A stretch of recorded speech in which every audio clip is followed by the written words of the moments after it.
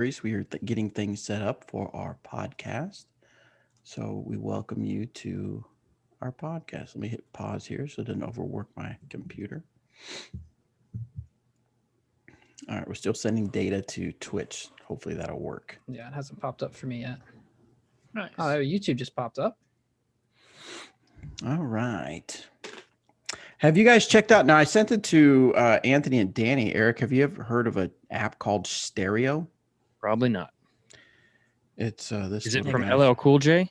No. My stereo. My Stereo. It's a stereo. But it literally is just live conversations, somewhat like podcasts, but there can only be two people, hence the name Stereo. But you get on there and you can go if me and Anthony were connected, I'd say, let's go live. And me and Anthony would have a conversation about whatever we want to have a conversation, and people can listen. People can send in like sound clips. It's actually pretty interesting. I thought it'd be kind of a fun place where we might be able to do some. Have we done stuff with that before? I remember there was something. Anchor? No, We did this Anchor. We before? did something with Anchor. Anchor, Yeah, that's the no, this is one. different. Anchor, This is yeah, all. yeah. This is totally live. It's not. Now they'll turn your live into a post-produced, and it'll just be available to listen. But you cool. can't or at least from my understanding, you can't upload post-produced Yeah. content. I'm thinking how it would. One-on-one. It's only It's two what? people. It's only two Yeah. people, so you Yeah. can Only only two reach out to people. like one person for the Right. conversation. Yeah. Like if I bring up one right now, watch this. We A all- great idea and a terrible idea at the same time would be to have one person in each ear. Oh, Like that'd be horrible, but it'd be cool. But also, okay. Okay, you guys, only send in one guess per question, please. That's is not it the it's just- office? Is that the office girls? Yeah. Some of them are pretty. No, seriously, was that Angela? Sounded like Angela and Pam were talking.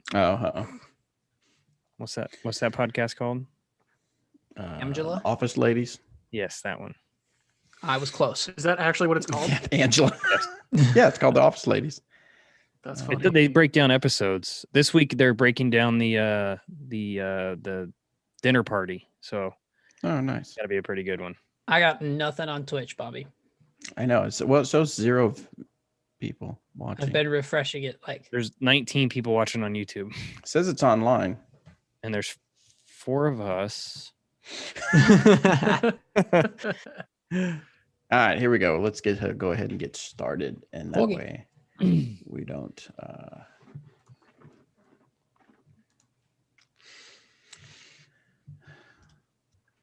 Oh, I see it on Twitch. You see it on Oh. Twitch? Yeah. Did you make a new account?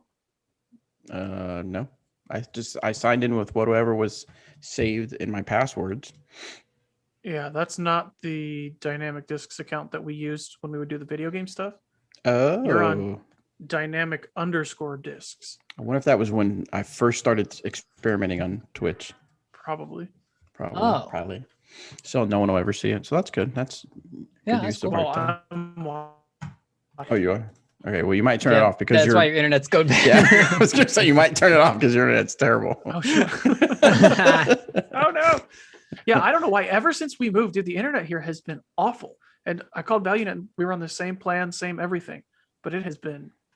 I got to get Dang. that fixed. Are you hardwired or Wi-Fi? Hardware. I've tried both, and it just Huh. doesn't seem to make a difference for some reason. Yeah, it's weird. Maybe you shouldn't have moved. Obviously. Probably. Yeah, I'll see if we can just go back. Yeah. What if the warehouse is like that? We have to move back. We're in a lot of trouble. I know, because we spent a lot of time moving stuff. I was over. gonna say I'm been not busy, helping yeah. again. It's the sorest I've been in a long time because I do like no physical activity in general. And so they had me stack up baskets of general? stuff onto like pallets and such. I could hardly move on Saturday. I was in decently rough shape as well. And Saturday, well, I had to go move more racks on Saturday, so Yeah. I did that as well. So Mhm. Yeah. I helped in the morning till like 1 on Saturday. But afterwards, I just like collapsed. just died. Just died. Yes, I'm good now though. All right, here we go. You ready? He's back alive. All right, we're gonna hit record. Scarlett's I- the same. Yeah. All right, hold on. I'm gonna hit record here, and record on this computer. Here we go. Hey, everybody. Welcome to this episode of the Disc Golf Answer Man. I am Bobby Cool, Daddy Slick Breeze, and I have with me Eric McCabe, So Danny Lindahl, Hey.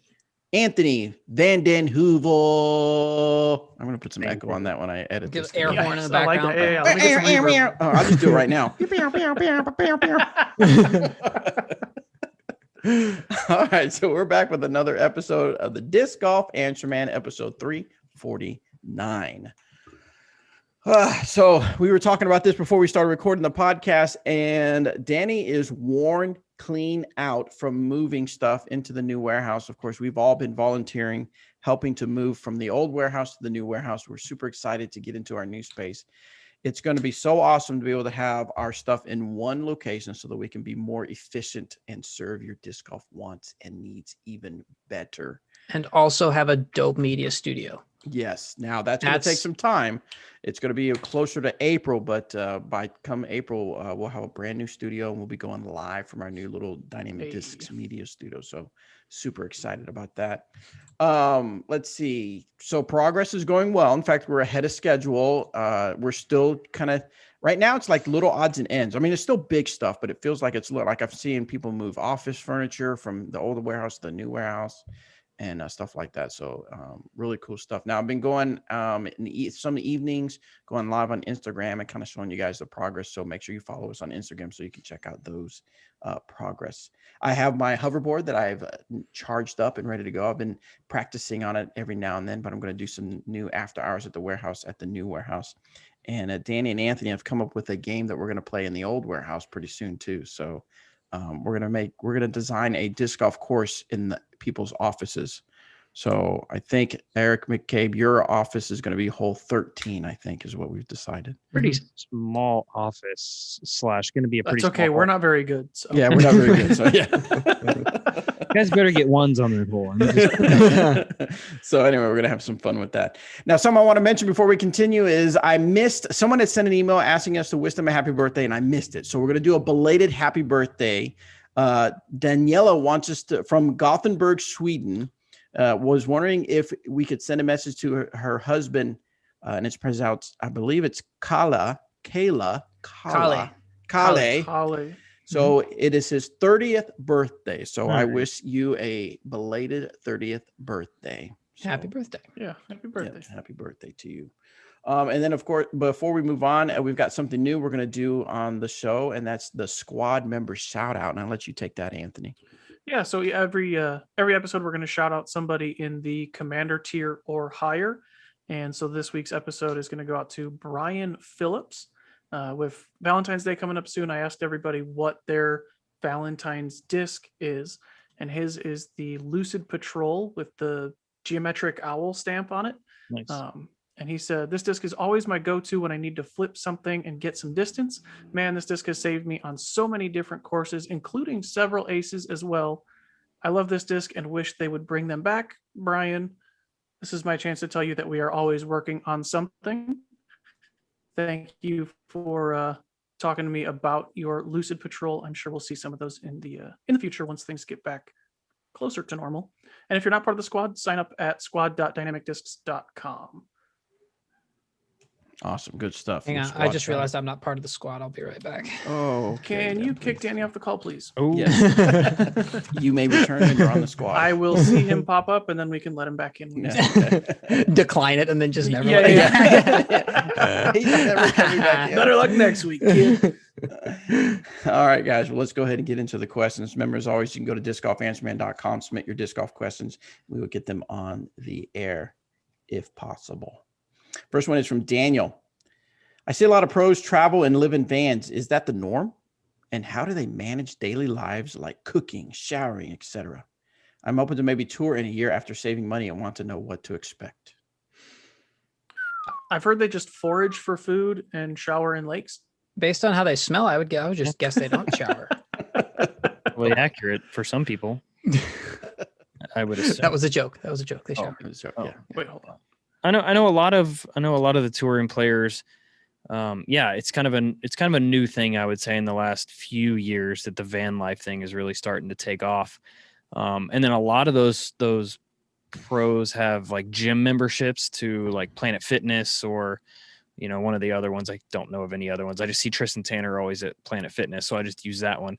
And I know that they go in and do workouts or just use it for showering, if that's a spot. Or, a lot of people, sure, they have vans, but I would say, at least when I was traveling and sleeping in a vehicle, I would say 90% of the tour stops, I had someone's house that I was parked at that I could go in and shower or eat. And a lot of those vans actually have remade like redone kitchens almost in there, or instant pots, or whatever it may be, just to kind of cut down on having to go out and eat all the time at like fast food restaurants. And it's really amazing actually, because most of the touring players now seem to be kind of more on that healthier level than it was back when I was traveling and we would just eat wherever and whatever we could, sandwiches and all that.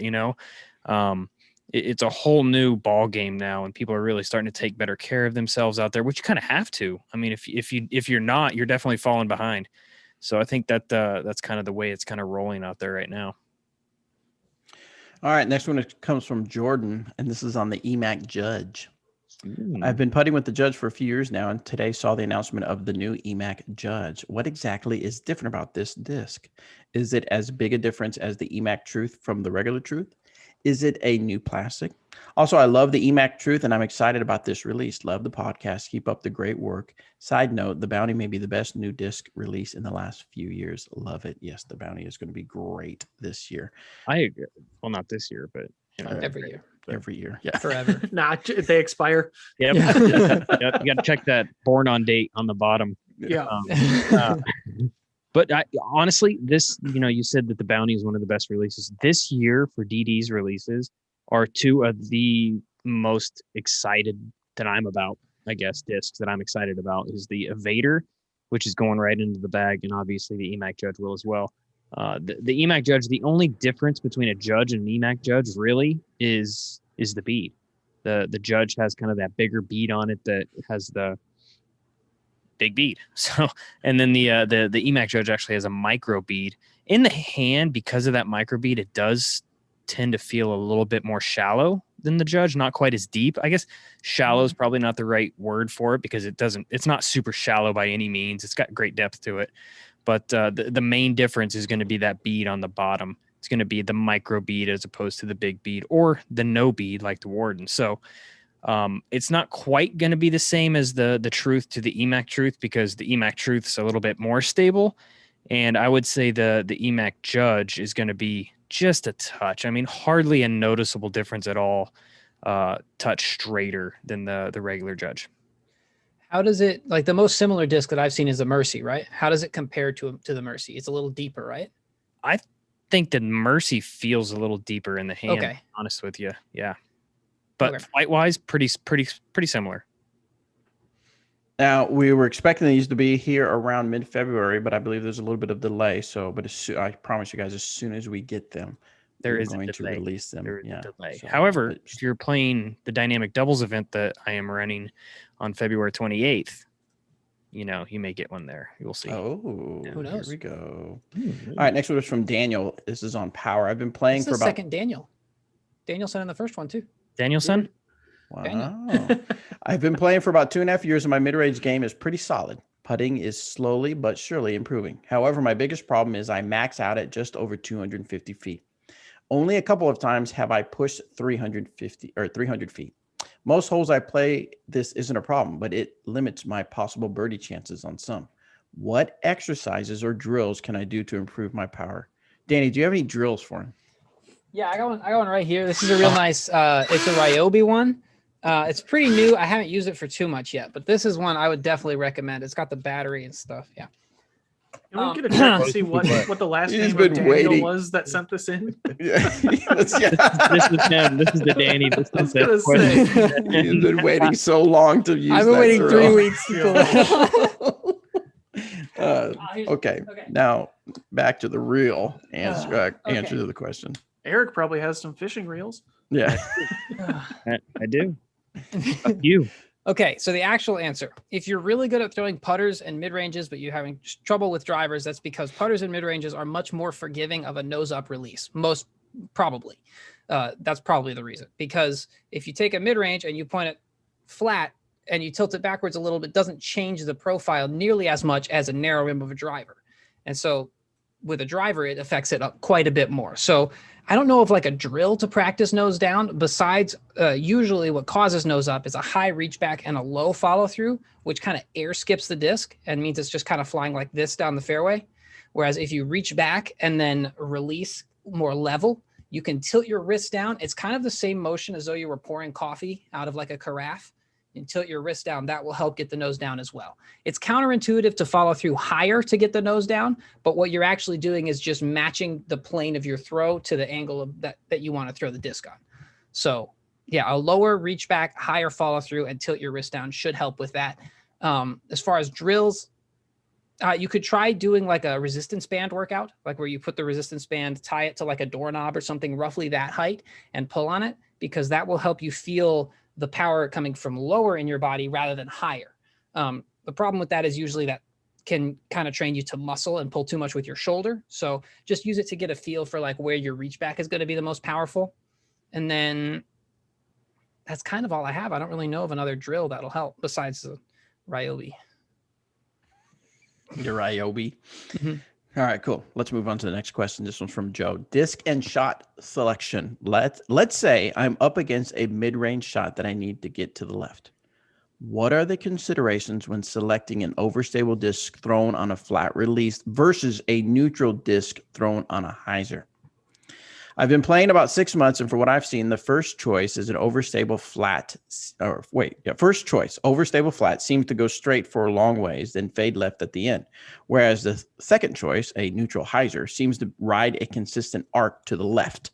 Any information on what shape of shots these two choices make and where they are both used would be very helpful. Love what you guys are doing. So he's talking about the difference between throwing a verdict flat and throwing an Emac on hyzer. Yeah. Sounds like it. It's kind of like the straighter disc on a hyzer is going to be a more gradual curve the whole time and generally land softer. The more stable disc is going to go straighter and then hook, so it'll be more like a J shape rather than a C shape. And it's generally going to come into the ground harder and like skip. Yeah, it depends. If you're just trying to get around a corner, then throwing something like a verdict or a justice flat that's going to get to that corner and then work left is great. But if you're trying to, like Danny said, try and push like the letter C, then yeah, something straighter and more neutral on a hyzer that's going to hold that is just going to push around the corner more. I think it kind of depends on your game. Yeah, exactly. Like, Emac starts everything on hyzer, so he's probably going to be more likely to throw the Emac, whereas someone who likes to throw flatter is going to lean more towards the verdict or something. It's going to be really hard for me to throw a verdict on a hole because I don't have one in the bag. So. That's a good point. You lost a lot of mids and started playing from somebody else's bag, didn't you? Exactly. All right, let's go to the next one from Ian. This is balance after a tee shot. Hey guys, I'm 17 years old and I've been playing disc golf for just over a year, really getting serious about it about 9 months ago. I have pushed my backhand drives up to about 400 feet and I'm currently working on leading with my elbow because it seems to always drop when I pull through. I'm very happy with how I play, but I'm always looking to get better. On another hand, while watching the pros play, I've noticed most of them, especially Eric, have very noticeable balance on their plant foot after throwing their tee shots. I have tried to replicate this multiple times and can't seem to get it right. Does this do anything that would help me out somewhere down the line? Or am I trying too hard for something that is just really flashy and looks cool? Any tips toward this or leading with my elbow would be greatly appreciated. Thank you guys for everything. And sorry about the long question. Keep it real. Keep it real. I look cool? Dang, that's something I didn't know. You pay him to say that? I sent this question in. No, that's something I've just always done. And I do have, I would say, better than average balance, I think. But, you know, all of that comes from my many years of being a gymnast before disc golf and before anything else, you know, from a childhood all the way up to like high school almost. I was a gymnast. So you had to have balance when you're doing gymnastics. And for me, I don't know what it is, but I have noticed that before. Like if I throw a good shot or if it's a longer, like tight tunnel shot that I'm trying to execute, I will stand on that plant leg for till the disc is done flying. I don't know if it's just sitting there watching it, not wanting to move so the disc doesn't vary either which way. But yeah, I honestly don't think that. I mean, balance is very important. Don't get me wrong, but I don't think that that's something that anybody needs to replicate in order to get better, if that makes sense. If you're happy with where you're at right now and you're ripping 400 feet and consistently, then I wouldn't worry too much about holding the pose at the end of the tee pad. Yeah, it's the idea of your weight shift of that last step is to use your lateral motion to transfer into the rotational motion into the throw. And so if you do it perfectly, hypothetically, you wouldn't have any more lateral motion and you could stand perfectly still there like Emac does, or like Drew Gibson has that one picture from Vermont where he's got a really cool pose there too. But I think a lot of people, when they're trying to do that, they end up taking too big of a last step and that hurts them in other areas. So really the tell for if you're using your brace properly is like if you're still moving forward at such a pace where you have to take like a weighty step onto your left foot after you throw, that's usually probably too much. If you watch most pros, they'll throw and then they'll kind of just naturally take like a walking or like a gentle step. So it's kind of how hard you land on your left foot. Or they'll take the Kevin Jones method and just fall down. Just bail. Break their leg. Yes, but ace. So I mean, hey, would you rather look cool or get a hole in one? Yeah, I mean, I'm getting a lot of ones. The I think ends you'll justify falling the down. means. You'll usually also notice the people who carry more momentum into their shot end up going farther afterwards. Like James Conrad takes a lot of speed. He kind of like takes a hop, but you'll still notice he takes a lot of that lateral motion and puts it into a shot. So if you want to work towards less, you can try starting slower too. Cool. Next one is from Don. This is on forehand. I'm still struggling to develop my forehand. My question is, when you guys were in the same situation, what did you do when you got it? Did you make any specific adjustment with your form? Was it a different type of stability disc? And was it a situation where all of a sudden you tried something different and it just clicked? If that's the case, what did you do to make it click? what was this guy's name? Don. Don. Well, Don, tell you what, I will let you know when that day happens. I was going to say, when you find it, you let us know. How about that? For me, I've been an awful forehand thrower my entire life, my entire career. I never really try to lean on it very much, but I have had a lot of success in disking down to something a little bit more understable and not trying to just rip it as hard as I can. Just nice and easy, kind of like a backhand. If you're just trying to throw like 80%, just tone it back a little bit, throw something a little bit more understable and let the disc do the work. That's kind of my aha moment, I suppose, and throw in forehands. Yeah, I was talking with Logan Harpool, who's on Team DD, and he's got, I would call it an above average sidearm game. He's got a as cannon. well. It's very good. And he said basically like it's a lot of the same principles that you would apply to your backhand. Like keep it smooth, try and keep it in a straight line, things like that. And like Eric just said too, I've found where I used to throw sidearms with Lucid X Felon, Justice, and that was about it. But I've tried throwing things like Explorers. I've tried even throwing mid ranges and just forcing myself to be smooth and slow down with it, and that's helped a lot. Mm-hmm. I still don't have a great sidearm, but just slowing down and using those straight to slightly overstable discs definitely has helped me out. One thing that helped me a lot is for years I was trying to use too much wrist. I was trying to throw basically with all of like this action and get as much spin as possible on the disc. And when I started using more arm and just let my follow through add the spin, that added a good bit of distance too. But I don't really think many things click. It's usually takes work and chipping away at it over time. You don't usually see big jumps all at once unless you're just starting out. Right. All right, next one comes from Joe McNally. Learning backhand. Thanks for taking my questions, guys. I've been playing disc golf for about 2.5 years, but it's only been in the past year that I've actually concerned myself with form and disc selection. I taught myself to play forehand first because it was the easier motion to do. The problem is that I never forced myself to learn how to throw backhand, so I have played for over a year forehand only other than putts.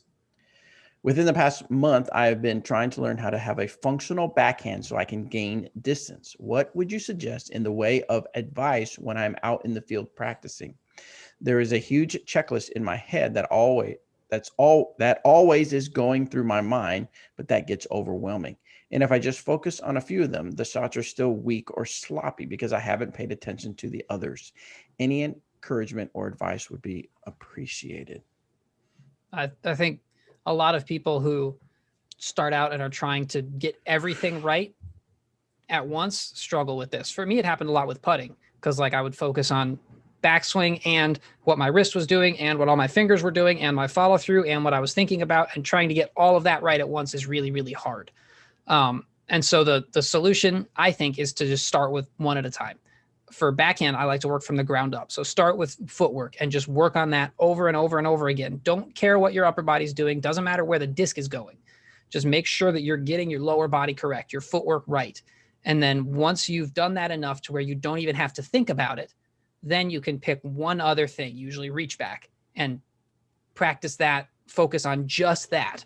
Again, don't worry about what your upper body's doing, where follow through, don't worry about any of that until you have the reach back to where you don't even have to think about it, and just move on one thing at a time from there.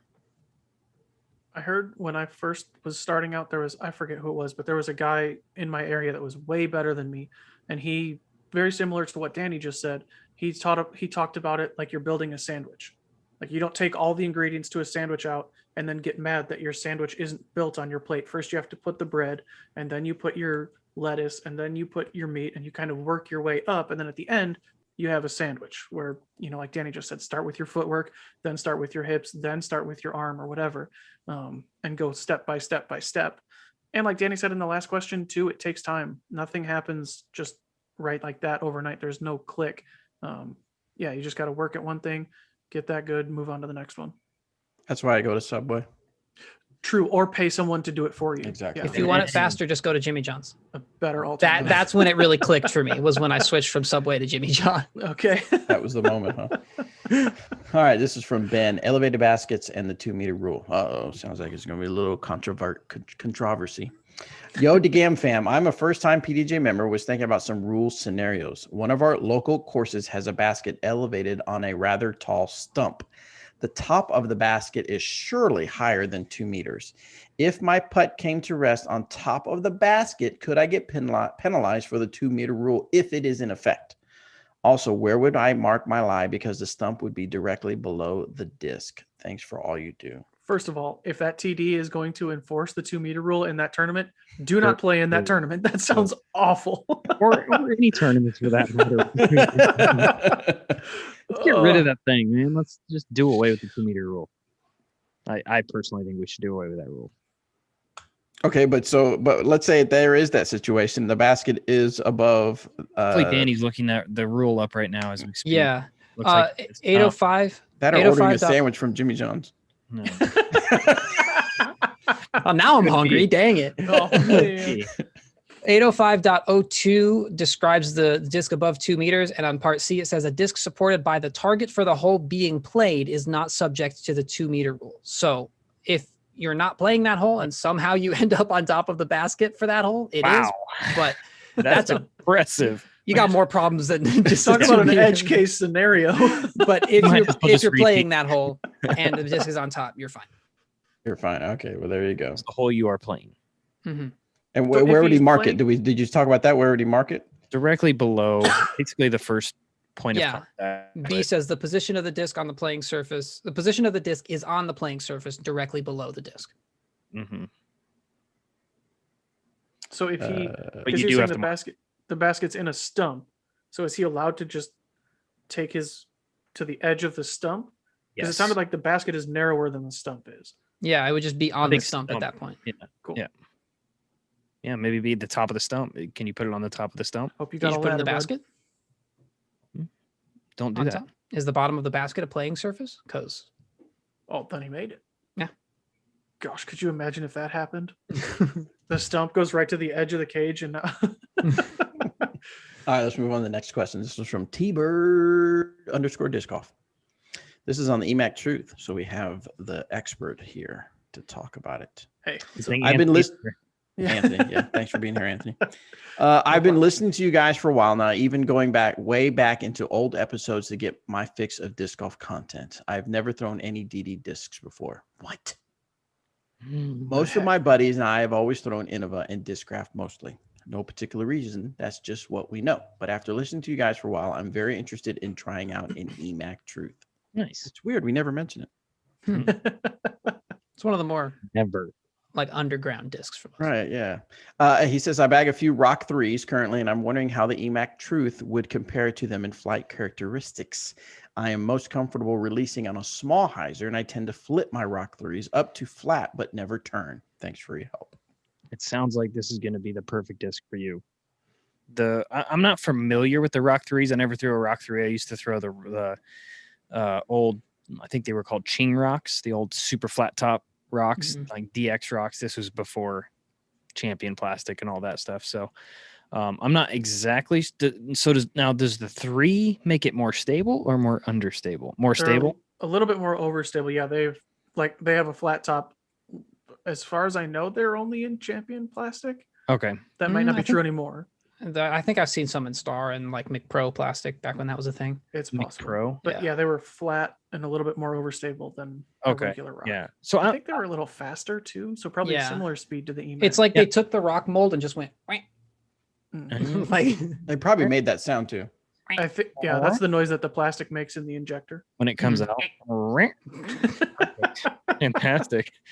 Oh man, I think I would guess it's going to be pretty close to now. Does anybody know the flight numbers on a Rock 3? 5403.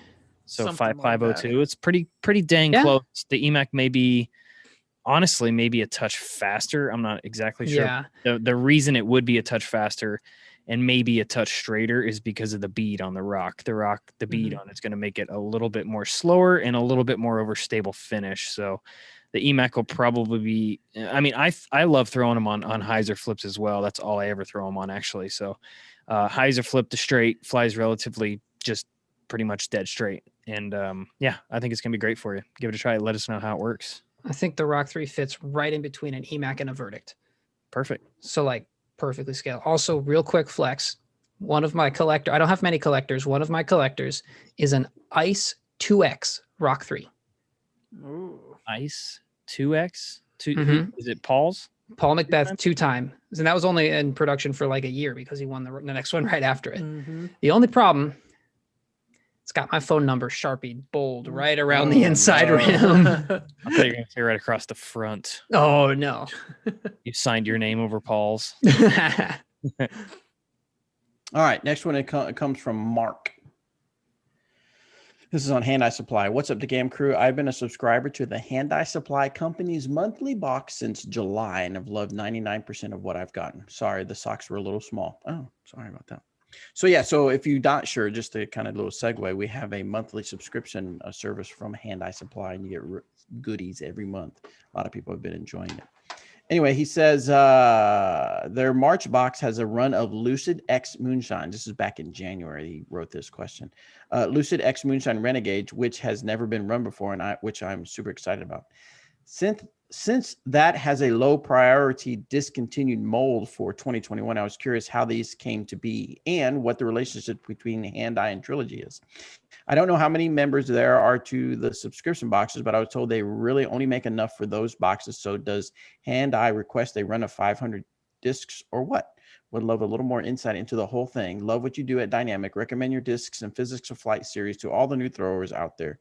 Really helped me move from a lowly beginner to rank amateur I am now. Nice. So Crispin Carrasco is actually the creator. He is Handeye Supply. He is one of the, like, from back in the day when Dynamic Disc was getting started, and he was put on the team. And he is just a super creative mind. And I know that Jeremy just wanted to connect with him and use his mind of creating graphics and want to help him move along his company, Handeye Supply. So that's really the connection, is that we just kind of help Crispin. He does the visual, the graphics, the creative part, and we help him out with some of the business type stuff. And so that's why we have that close connection with the subscription box.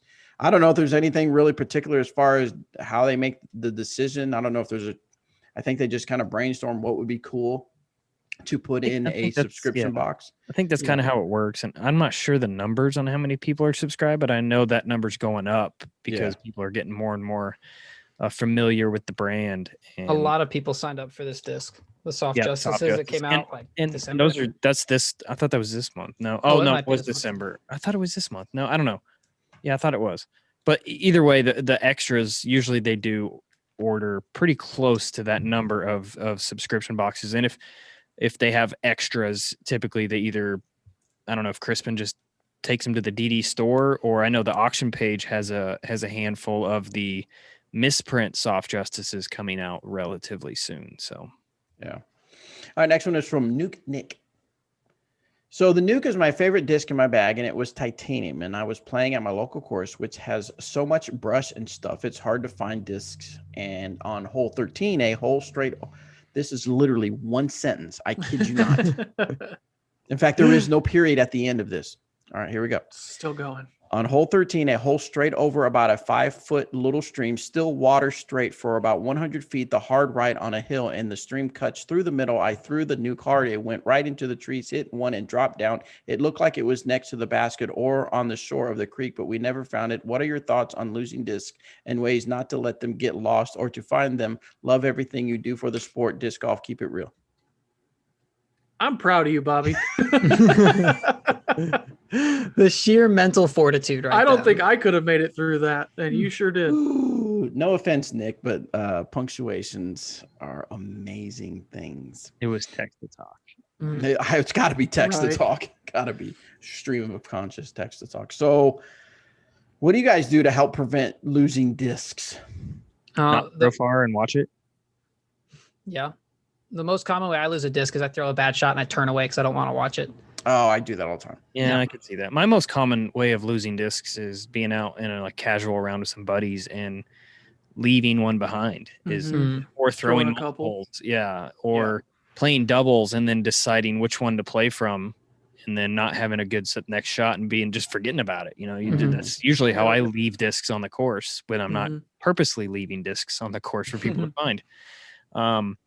Recommend you to, if you're playing with some people, playing with some buddies, and it's one of those holes where you tend to lose some stuff, have a guy go up and just spot. You know, I mean, that's really the best thing you can do if you're out playing by yourself. Just pay attention. Just keep a good eye on the disc, and yeah, there's really no secret to how to not lose discs. Yeah. Also, a sheriff is like a nuke, but way better. So That is a fact. I don't know if you're in the market for a disc like that. I just Well, he did lose his hypothetically. So Hey, Oh, he did. Wow. Okay, that's crazy. remember? Yeah, what a coincidence. timing. All right, Anthony, what disc do you have for us this week to talk about? This week, we're going to talk about. Last week, you did the Enforcer, so we're talking about the complete polar opposite. This week, we're going to talk about the Bounty. I forget who it was earlier, but somebody said it was their favorite disc release for this year or last year. Probably Daniel. It was probably It was Daniel with the drills. Yeah. Yeah. So that's just kind of a coincidence. It was introduced last year in the 2020 Trilogy Challenge. It's got the flight numbers of speed 4, glide 5, turn of -1.5, and a fade of 0.5. So it will turn a little bit more than it will fade, being a fairly straight to slightly understable mid-range, depending on your arm speed. There, Danny's got the, for the video people, you can see Danny's holding one up. It's got a shallow rim depth, but a large bead on the bottom. It doesn't really feel like, honestly, it doesn't feel like anything else in our mid-range lineup. So if you are not, if the Emac Truth isn't deep enough, or if it's too deep for you, check out the Bounty. It's a really good shot shaping mid.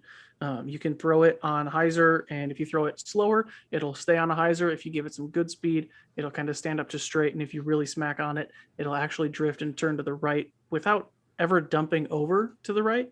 I like to think of it basically as a mid-range version of the Maverick. I love the Maverick. Yeah. If you're like me and you like the Maverick, first of all, good on you. And it's basically like a Maverick, but probably 30 feet shorter maybe. So yeah, check them out.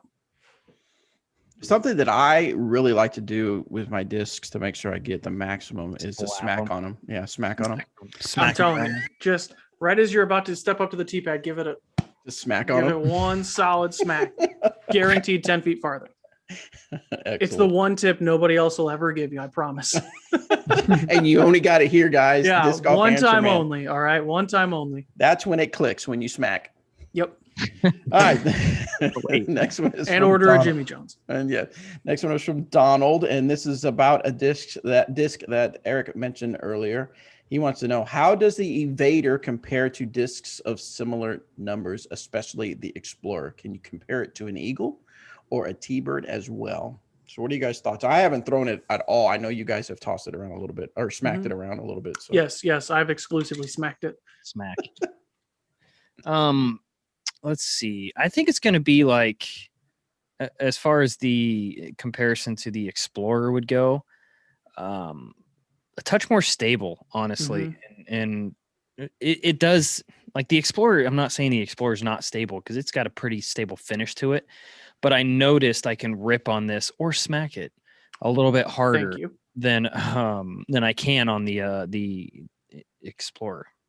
Explorer Enforcer. He had Enforcer on my head there for a little bit, but I can put a little more pop on the Evader than I can the Explorer, and I get it to fly. I mean, it flies relatively straight, but it always like it seems to fly through the air almost on a hyzer line, and you know it's going to have that predictable fade at the end. So honestly, for me, it's like a longer Emac is how it's been flying for me. Yeah. And what was the other disc? Oh, Eagle.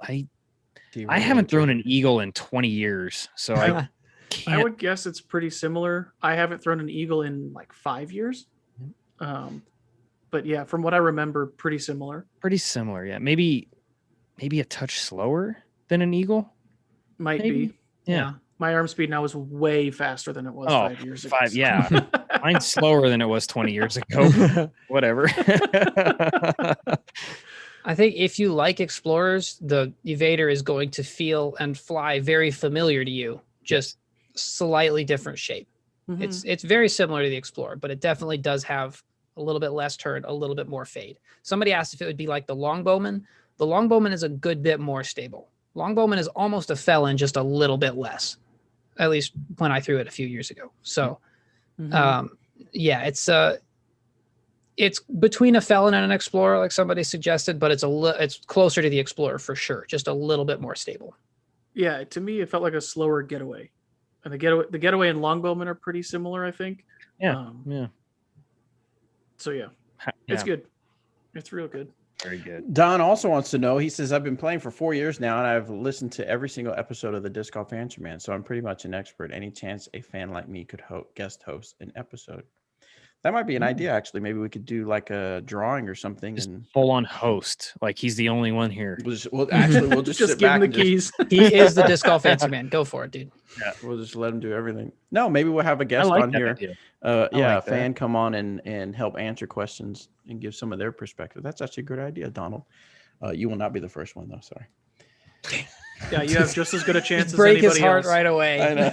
Way to let him down easy, Bob. Let me actually make a note real quick of his email address. Not Donald. dumb. Okay. Yeah. Choose him last. Yeah. Episode 1000.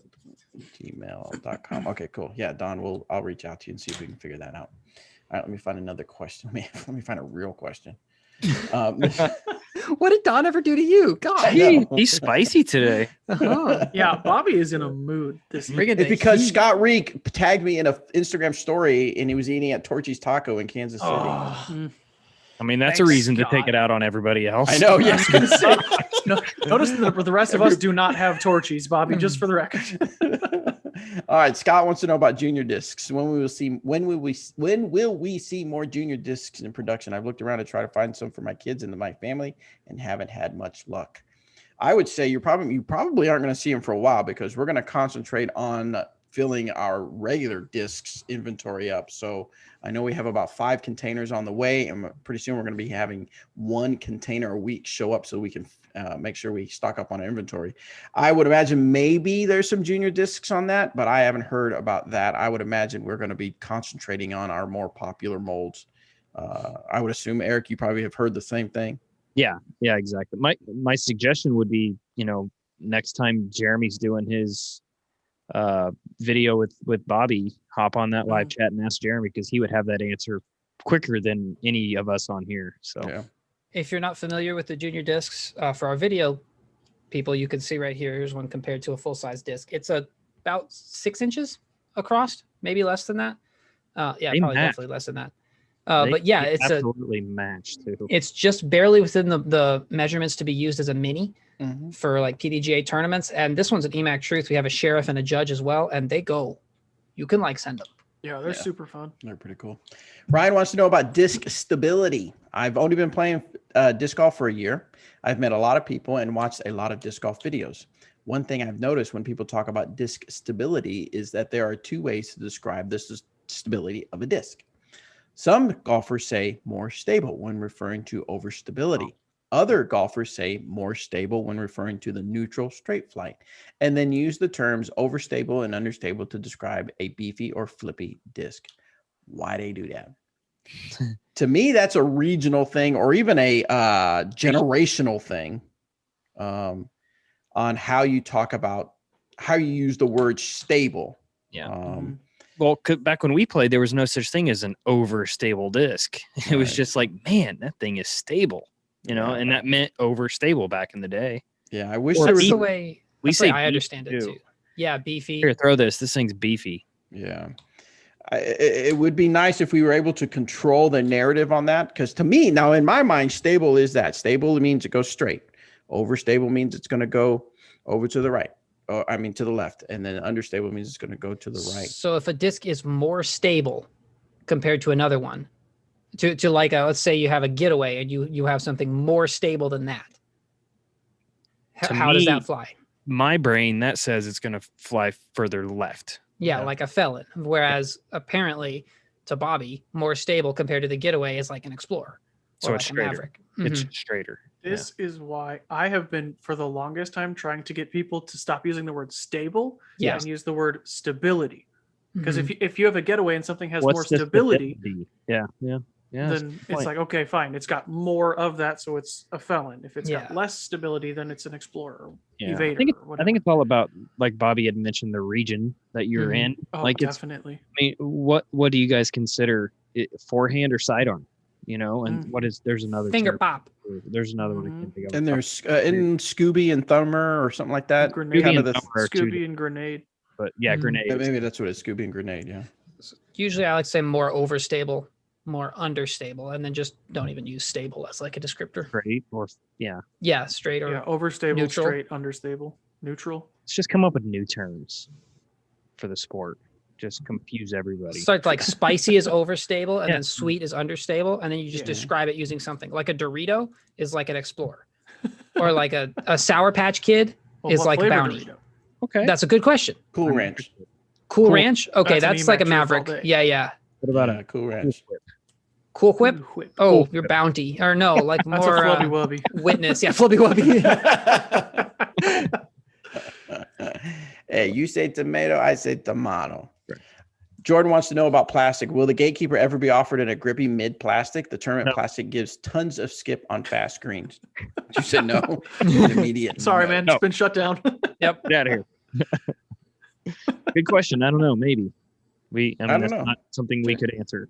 Gatekeeper is reasonably popular, so it's good to it'd be There's natural to there's expect. a pretty good chance as soon as we get caught up with every other mold, Mhm. like all our more popular molds and SKUs, I think you could very well see this disc. Yes. as like you probably like as a special release or something first. Mm-hmm. Hey, you could run it. Did they do a Nico one?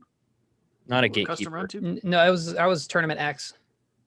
Yeah, it was Tournament X. They did Okay. Tournament X, and then they did Because I the remember the the anvil baseline one was the Anvil Yeah, that was okay. BT Medium or BT That's Hybrid. That's hybrid. right. Yeah. All You can right, put it on the let's- custom run though. Custom Yeah. run's a good point.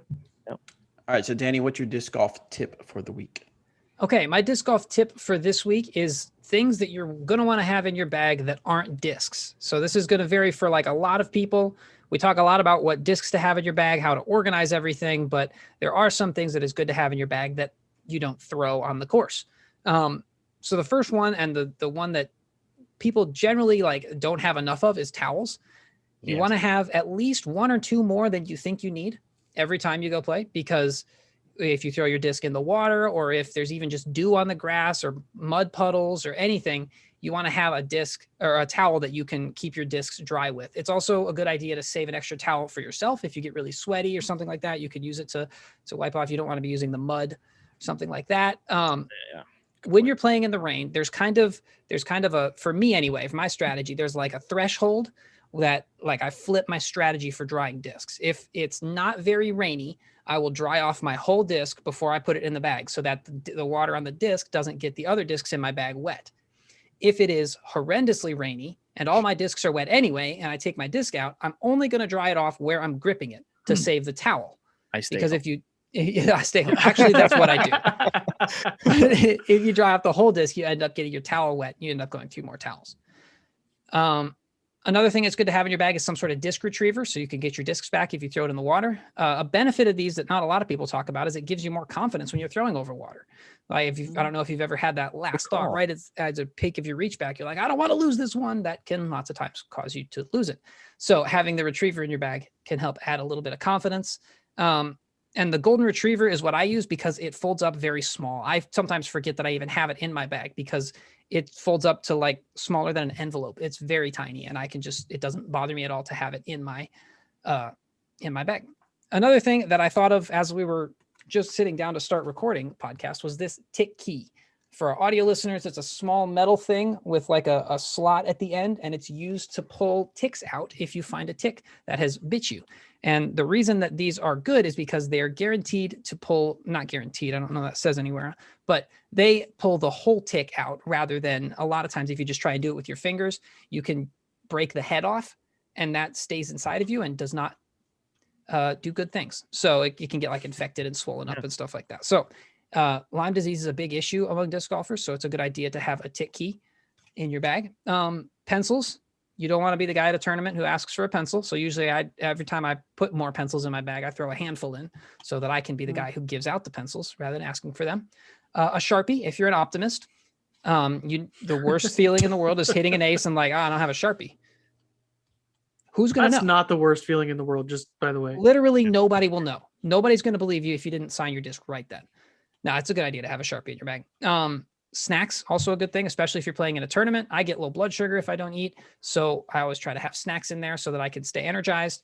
Water, of course. And that's all I have on my list. Is there anything that I forgot that you guys have in your bag? I can't remember if you meant, I don't remember if you mentioned this, but the PDGA competition manual. A rule book. That's a good one. I usually have on my phone and like a charger for my phone in there so that I can look up the rules, but long rounds. You don't always have signal. Yeah, that's true. I like to keep a sports sack. I like to keep a sports sack so my hand is dry so I can really smack the discs. Yeah. Oh, that's a good point. Sports sack is like it's a thing you can use to get like chalk or dust on your hands that makes them feel a little bit drier, helps you grip the disc better. Yeah, when I play in the rain, it kind of reminded me earlier when you're talking about playing in the rain. If it's a lot of rain, I'll just bring, and I know it's going to be a rainy day, I'll throw as many discs in my bag as I possibly can and just use one when throw it when it's wet, put it in the other side and grab a new dry one out for the next bowl. You're good to go. But one thing I do love to have is either the whale sack or birdie bag or whatever bag that you prefer to carry and put Climbers chalk in there with it. Like I'm talking like get a bunch of Climbers chalk and throw it in there. And I will put that on the disc before I throw any putt, any drive, any upshot, anything, and it will absolutely work. I promise. You look like LeBron James out there throwing with the puff, but style points. It's worth it. Trust me. All right, let's do one. Or did you have something else? Nope. Okay. All right. So this one's from Ben. He wants to know, what is the thinnest putter with no bead? Probably the pure would be my guess. Maybe the Deputy too. I think the pure is going to be a touch more, but yeah, between those two, it's and both of those are going to be pretty straight to understable, unless you're talking the proof or the ruby or whatever. Ruby, the ruby.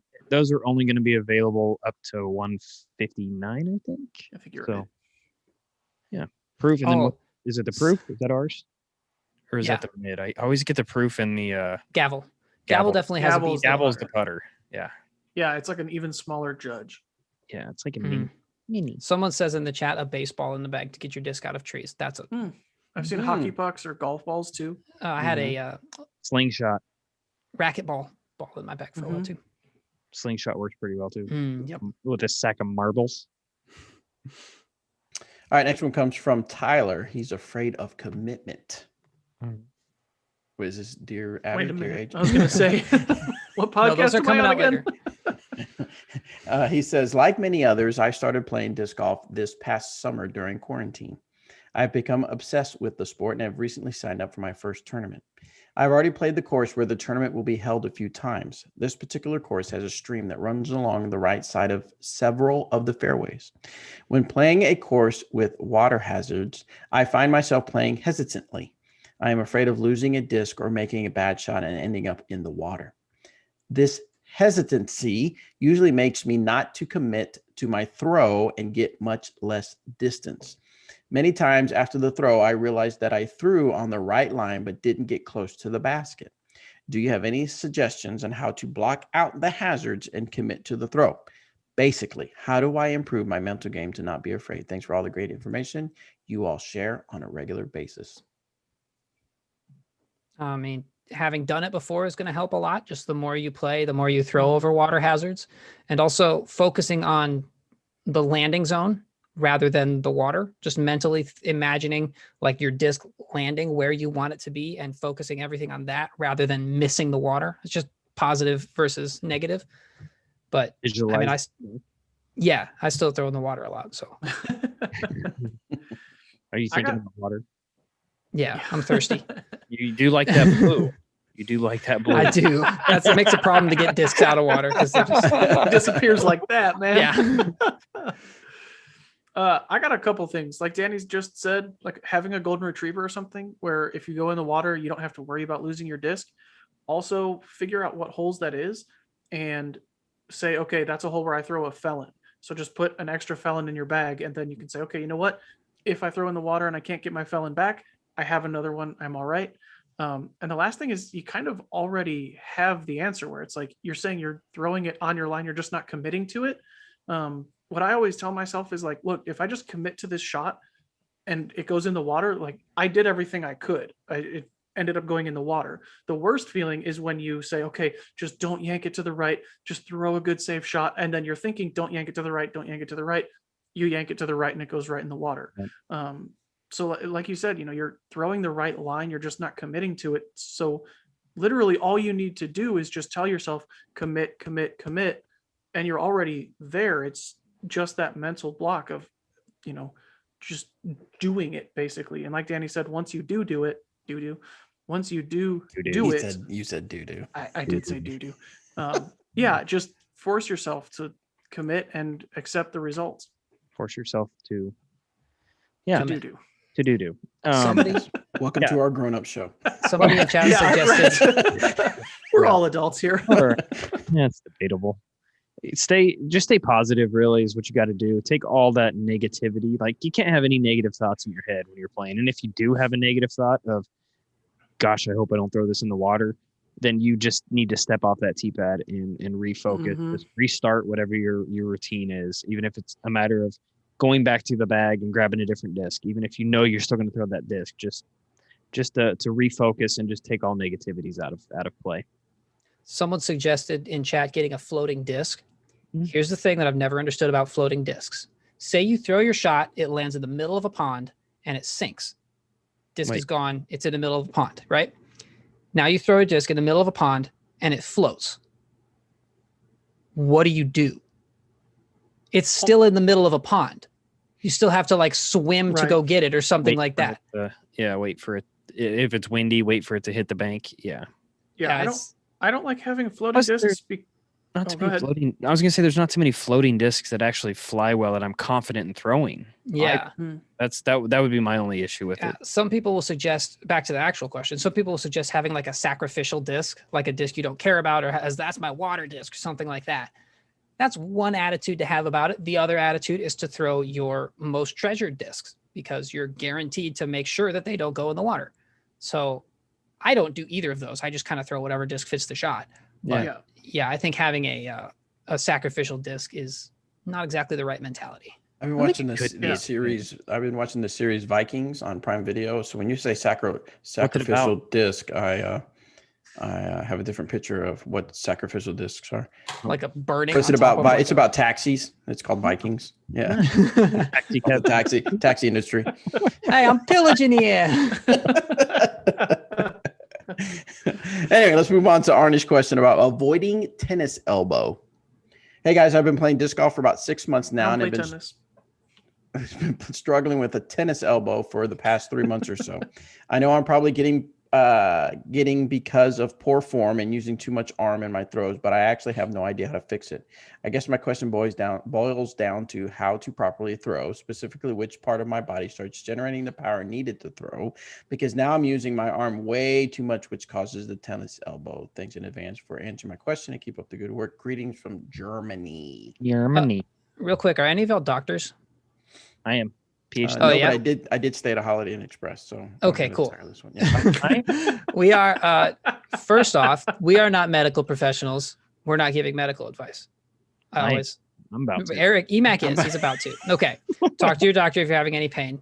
Hashtag not a doctor. Okay. Usually tennis elbow comes from your elbow opening up really forcefully. And when it opens up, it slams open and the tendons across the inside of your elbow here are what stops it from just keeping going for the most part. I mean, so the joint stops too, but like that puts a lot of stress on your tendons there. So it's most common from forehand throwers who are like really wrenching their elbow like that and then snapping it forward because that stretches it one way and then stretches it another way really fast. So the solution to tennis elbow is for most people to throw smoother rather than being trying to use as much muscle or as herky jerky like some forehands are. Just focus on being smooth and powering down. But the thing is, even if you do that, if you still have the tendons are still inflamed from throwing incorrectly, it's not going to get better until you take time off. So take time off, take some Tylenol, let those tendons heal for a while. And then as you throw, focus on, usually when people are muscling their backhand, their elbow ends up getting tighter, like more closed as they pull the disc across, and then it can kind of open up and slam open like that. So try to focus on keeping your shoulder at 90 degrees and keeping your upper torso rotating with your arm so that your follow through doesn't slam your elbow open. Also, follow through. Make sure you forcefully follow through, like way up and over, and that'll help a lot with reducing the tension on your elbow. It'll kind of distribute it more throughout your upper body. Perfect. I know Oakley just was going through that. I think it was tennis elbow that he was struggling with towards the end of last season, and he just took time off and did some strengthening to it. So that's definitely, now's the best time to be taking time off right now when it's negative 11 degrees outside. I don't know where you're from, up to you. but yeah. I've also heard strengthening helps a lot too. Yeah, strength training. I am a college dropout, the opposite of a doctor. Go talk to a doctor if you're feeling any pain. Sorry, my mic was off. Okay, so we are back. Okay, so in about 2 weeks, we have the Las Vegas Challenge happening at Henderson, Nevada. It's going to be the first big event of the year. And we're doing our fantasy disc golf again this year. So make sure you join skipace.com. Look for the DGAM league, join it. The code to get in is DJAM, and Anthony is going to be heading that up, and we're going to see we're going to rely on Anthony to make our picks because we never so Anthony is going to take our picks. So tell us a little bit more about fantasy disc golf for Disc Golf Answer Man this year, Anthony. Yeah, so like you said, the league is DGAM.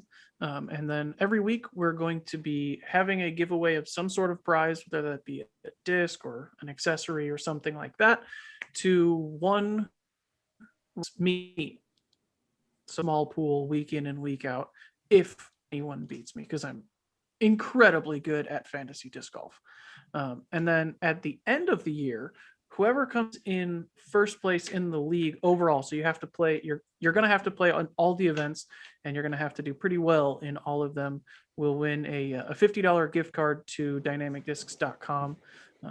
But like I said, every week there's going to be some sort of giveaway, and I'll announce that on the week following the event. So I'll go through my picks next week.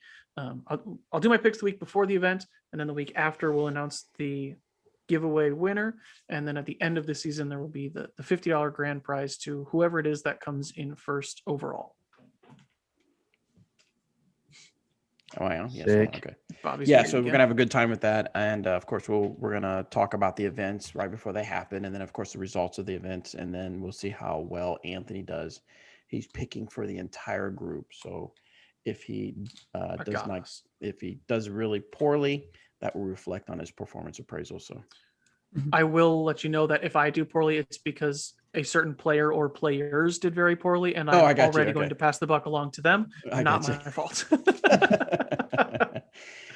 All right. Well, that's all the time we have for the questions. Thank you guys for sending those in. But we got a few topics we're going to talk about. First of all, everybody, moment of silence for our Kansas City Chiefs. Man, what a Marty game. That Schottenheimer. Yeah. do All right. what? Marty Schottenheimer passed away. R.I.P.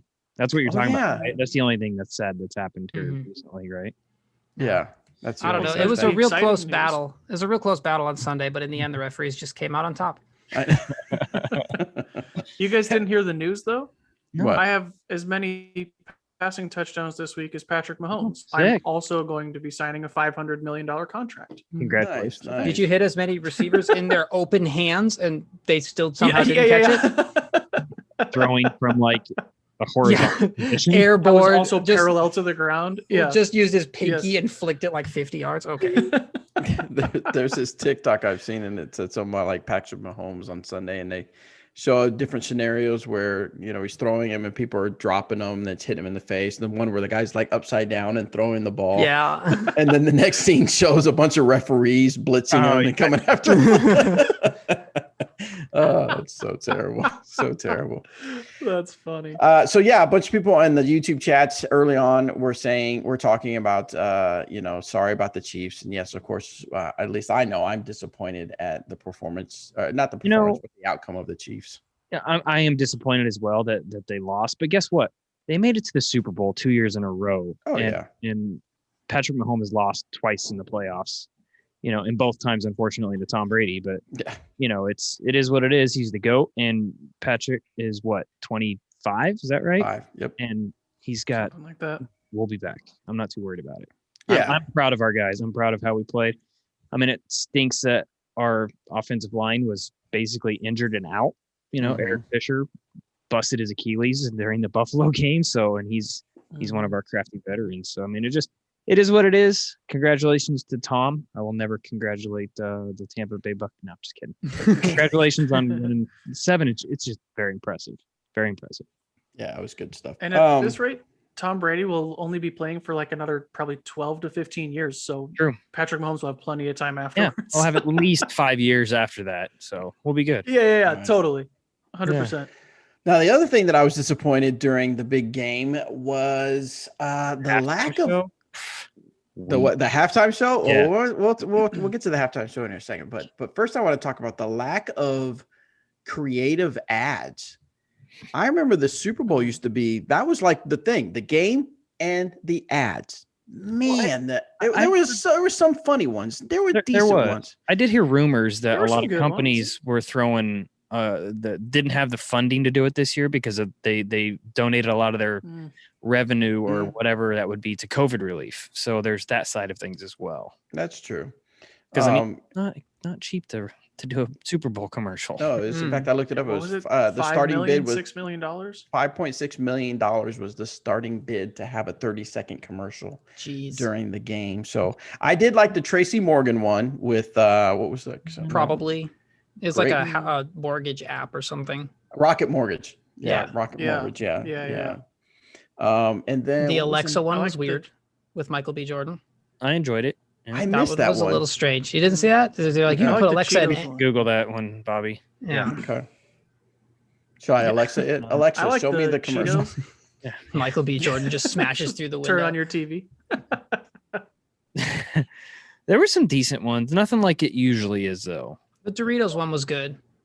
Doritos always usually and did Budweiser even do anything? Like they're Mm-mm. usually a staple. Like with There's the Clydesdale. Bud Light one.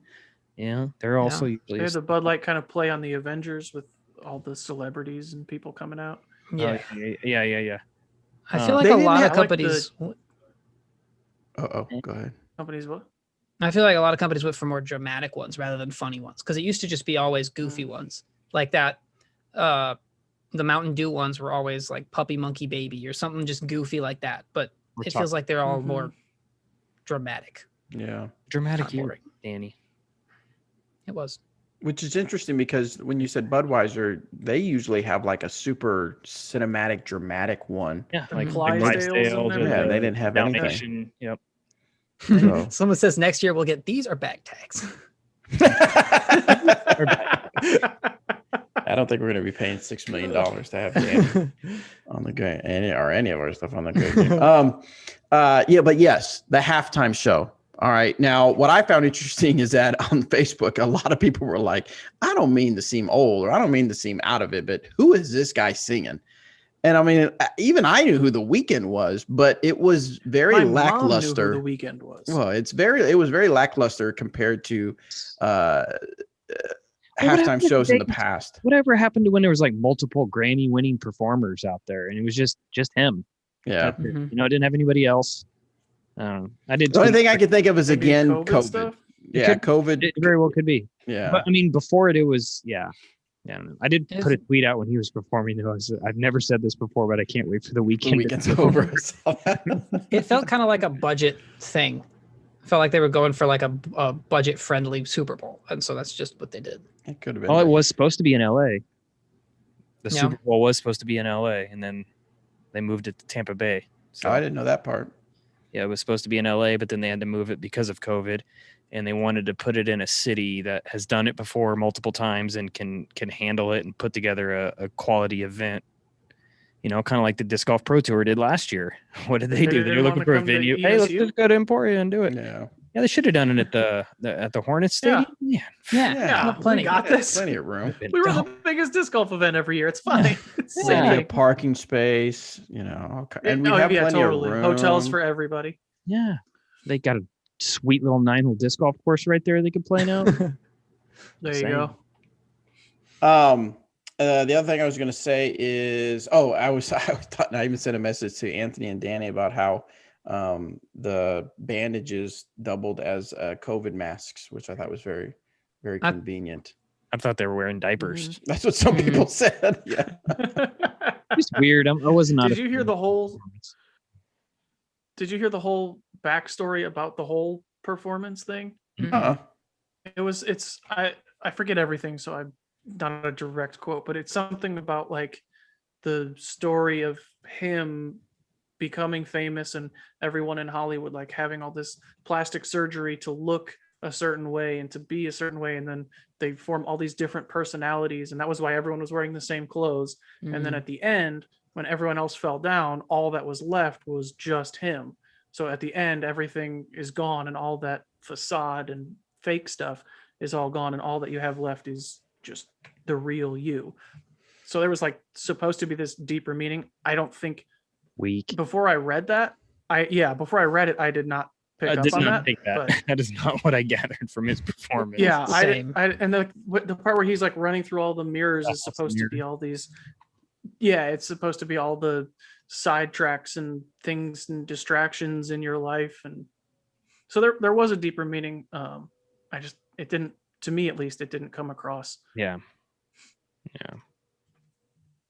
So someone said that Budweiser donated all the money they would normally spend on the Super Bowl to like COVID relief or something. Mhm. Yeah, that makes sense. That's cool. That does make sense. So, okay, well, that's over and done with. So, so now we bring it back. Well, we're going to try it one more time. Danny's got a few ideas that he wants to pitch to us.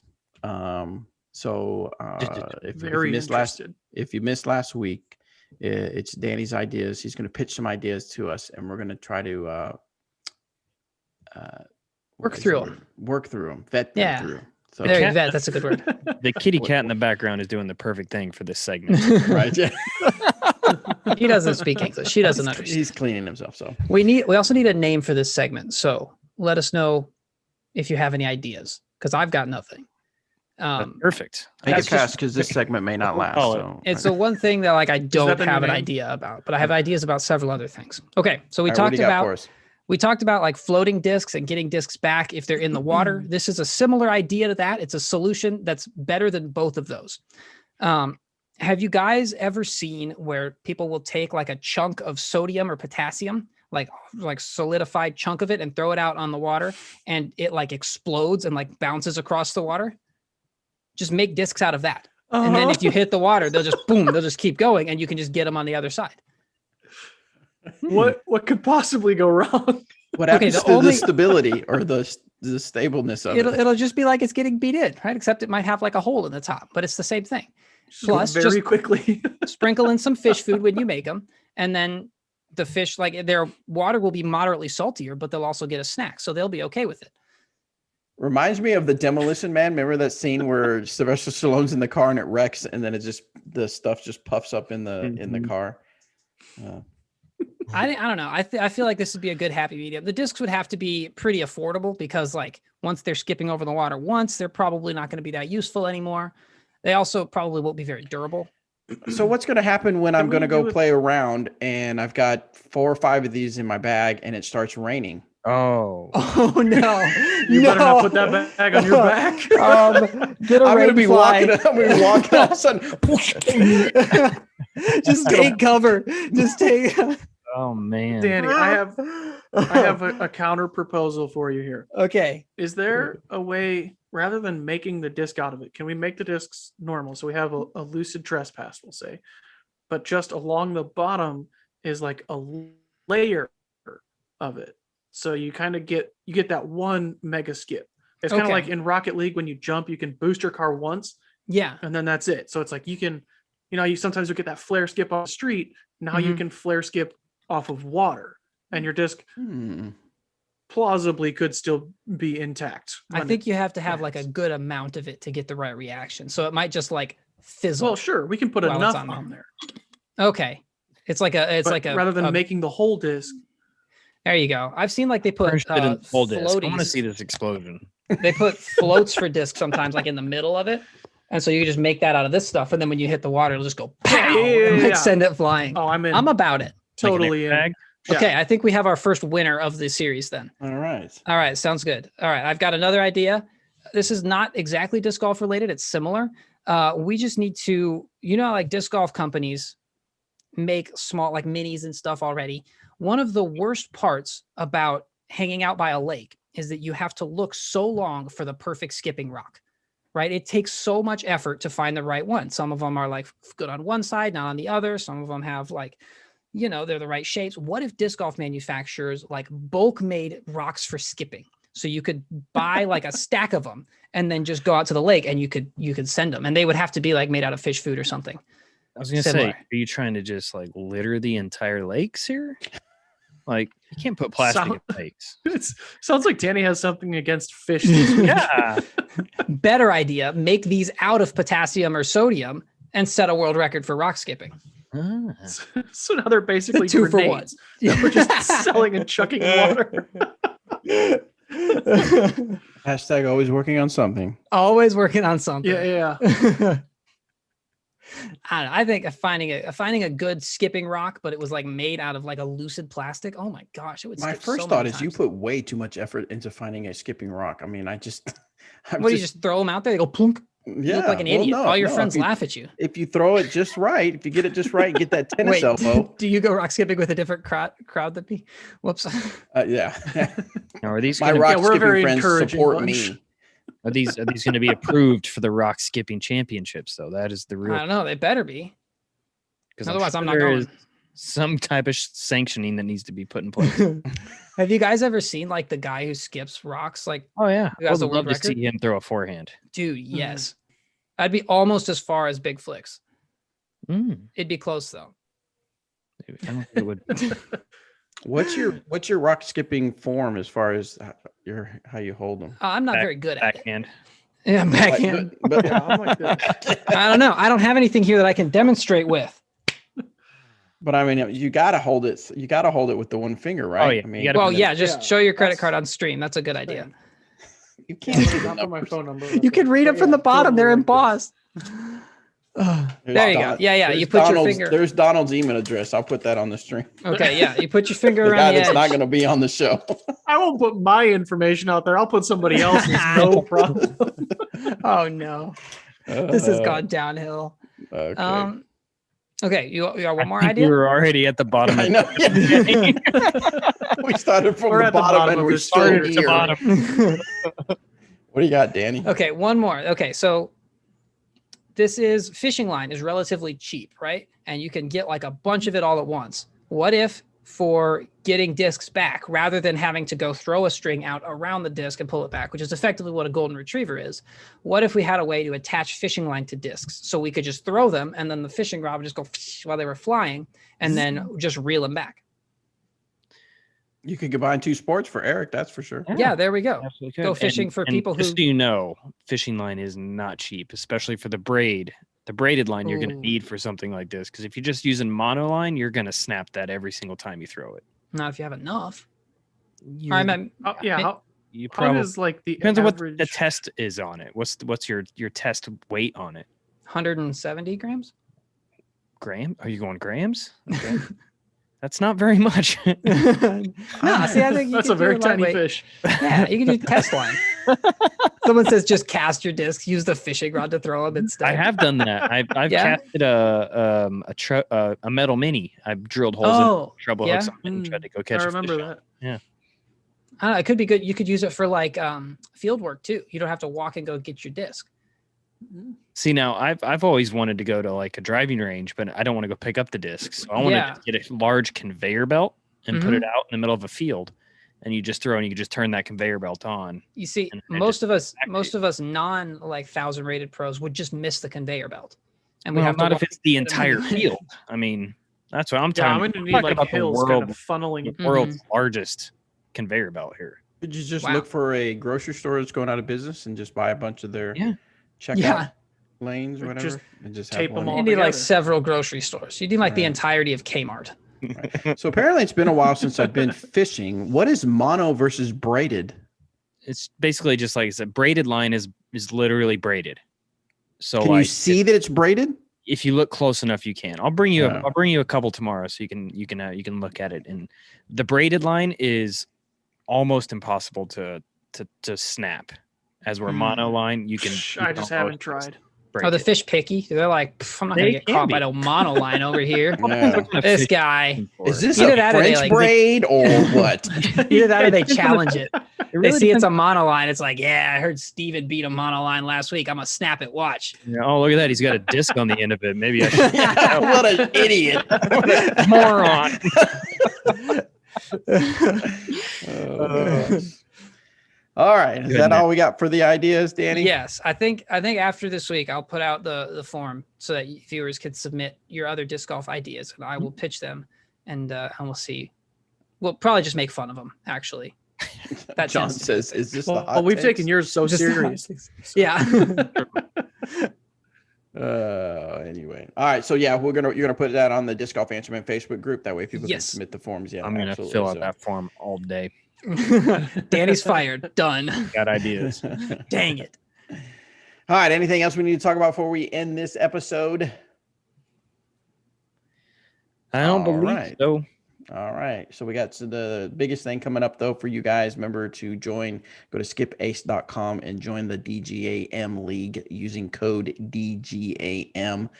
You still got a couple weeks to get your picks in for the Las Vegas challenge. See if you can beat Anthony on his picks, and then we'll do some fun giveaways.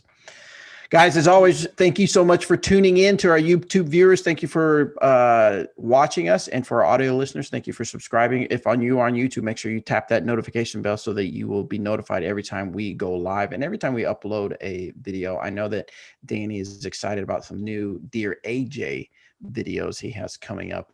We also have some fun stuff from our team players, a dynamic duel, and our condensed in the bags coming out pretty soon. So make sure you're subscribed here on if you're listening to audio, make sure you subscribe on your favorite podcast app.